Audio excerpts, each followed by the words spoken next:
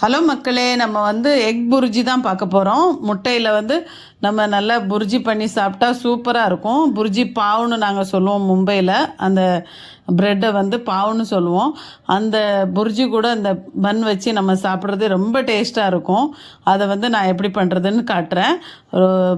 எண்ணெய் ஊற்றிக்கங்க. லைட்டாக ரொம்ப எண்ணெய் தேவையில்லை, நார்மலாக நம்ம தாளிக்கிறதுக்கு ஊற்றுற மாதிரி ஊற்றிக்கங்க. அதில் ஒரு 2-3 வெங்காயம் வெட்டி ரொம்ப சாப் பண்ணி எடுத்துக்கோங்க, சின்ன சின்னதாக.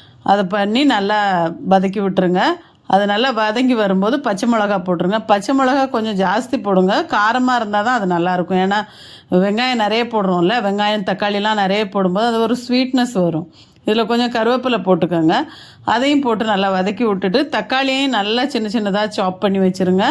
அதையும் ஒரு 4 தக்காளி எடுக்கிறீங்கன்னா 4 வெங்காயம் எடுக்கிறீங்கன்னா 4 தக்காளி எடுங்க. அந்த மாதிரி எடுங்க. ரெண்டும் ஈக்குவல் குவான்டிட்டியில் இருக்கட்டும்.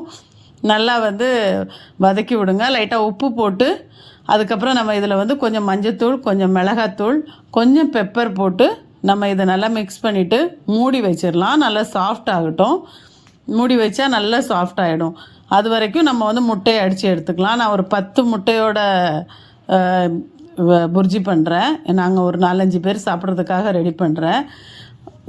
ரொம்ப நல்லாயிருக்கும். ரொம்ப பாருங்கள், இப்போ இதெல்லாம் உடச்சி எடுத்துக்கிறேன். 10 முட்டையுமே சூப்பராக வரும். இந்த புர்ஜி நாங்கள் மும்பையில் ரோட் சைட்லலாம் எங்கேனாலும் வச்சுட்டு விற்பாங்க. புர்ஜி பாவுன்னு எங்கேயாவது நின்றுட்டு நாங்கள் வாங்கி சாப்பிடுவோம். அந்த இதை தான் நான் இங்கே ரெடி பண்ணுறேன். அப்புறம் இது இப்போ வந்துருச்சு பாருங்கள், நல்லா சாஃப்டாகி வந்துருச்சு. இன்னும் கொஞ்சமே வதங்கட்டும். நம்ம கிண்டி விட்டுட்டு லைட்டாக இப்போ நம்ம முட்டையை ஊற்றிடலாம். முட்டையை ஃபுல்லாக ஊற்றி கிண்டிக்கிட்டே இருக்கணும். நம்ம கை விடாமல் கிண்டலாம், பெரிய பெரிய துண்டு மாதிரி ஆகிடும். நம்ம இப்போ கை விடாமல் கிண்டிக்கிட்டே இருந்தோம்னா அது நல்லா சின்ன சின்ன பொடி மாஸ், அதான் பொடி மாஸ்ன்னு சொல்லுவாங்கன்னு நினைக்கிறேன் இங்கே. அந்த மாதிரி பொடி மாஸ் மாதிரி ஆகிடும். அந்த டைமில் நல்லா சாஃப்டாக வேணும்னா நம்ம இந்த டைமே இறக்கிடலாம். ரொம்ப சாஃப்டாக வேணும், ஈரமாக இருக்கணும் அப்படின்னா. இல்லைனா நம்ம கொஞ்சம் ட்ரை பண்ணிவிட்டு நல்லா நிறைய கொத்தமல்லி போடுங்க. சூப்பராக இருக்கும். அந்த கொத்தமல்லியோட ஃப்ளேவரும் அந்த முட்டையோட ஃப்ளேவரும் ரொம்ப நல்லாயிருக்கும். அதுக்காக நான் அந்த பாவு சூடு பண்ணி எடுத்துக்கிறேன். தவா வச்சுட்டு பட்டர் போட்டுருங்க.